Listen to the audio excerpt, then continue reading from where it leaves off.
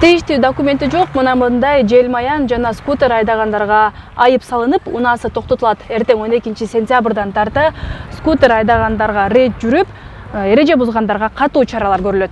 Дал ушул скутер жана чакан жүк ташуучу мотоциклдердин авто унаа жолдорунда жүрүүсүнө тыюу салынган. Ага карабай учурда бул транспорт каражаты кеңири жайылып, аны айдагандар көбөйдү.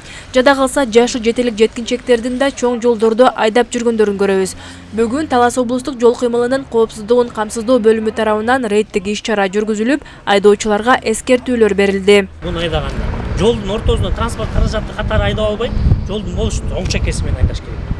Транспорт каражаттарына тоскоол жаратпаш керек байке. Биринчи. Экинчиден онда жүргүнчүлөрдү салбаңыз. Бул бир кишиге эле жаралган туурабы? Сиз наркы чекесине отуруп бүт айдап жүрүп атпайсызбы, өзүңүз ыңгайсыз. Ортого отуруп айдаш керек, туурабы? Ортого отуруп айдаш керек. Мондай жаш балдарды бөлөк кишилерди салбаш керек. Бир эле киши отуруп айдай турган нерсе бул. Акыркы учурларда мотоцикл, скутерлердин катышуусунда адам өлүмү менен коштолгон жол кырсыктары көп катталууда. Интернет айдыңында тараган бул жол кырсыгы адамдын үрөйүн учурат.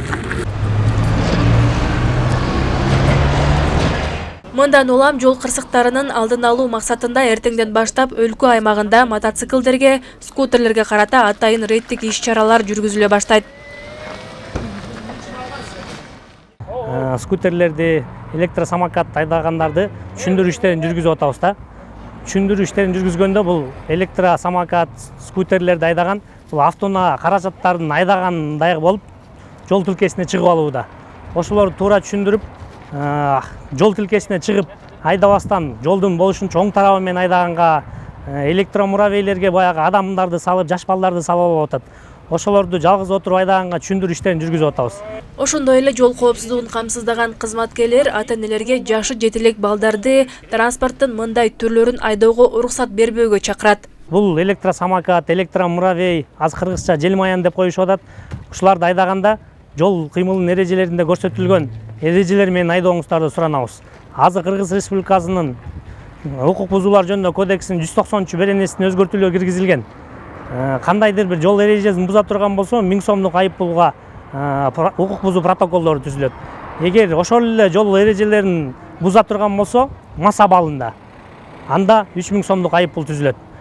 Андан кийин 50 сантиметр кубтан 50 чакырым ылдамдыктан ашкан каражаттар боюнча дагы айдашып жүрүп атат. Эч жерде каттоодон өткүзбөй, тиешелүү категориясы жокту айдашып жүрүп атат. Аларга мыйзам чегинде айыппулуна токтотуу жайына киргизилип, тиешелүү протоколдор түзүлөт. Талас облусунун аймагында жүргөн чакан жүк ташуучу мотоциклдер авто унааларга бир топ эле тоскоолдуктарды келтирерин айтышат. ДТП көбүнчө ушулардан болуп атат. Булар айыл чарбасына негизделген да, жолдун баардыгы жолго чыгышып атпайбы булар негизинен. Азыр ГАИ кызматкерлери туура иш жүргүзүп атат, түшүндүрүү иштерин жүргүзүп туура кылып атат. Каерде жүрүш керек? Сатып атканда сатуучулар да түшүндүрүп айтыш керек да, бул айыл чарбасына негизделген.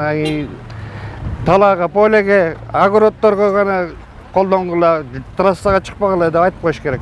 Эске салсак, Кыргызстанда жыл башынан бери жол кырсыгынан 280 адам каза болгон. Мындан улам мотоцикл, скутерлерге карата масштабдуу рейдтик иш-чаралар жүргүзүлүп, тийиштүү документтери жок айдаган жарандарга айып салынып, айып аянтына токтотулары эскертилди.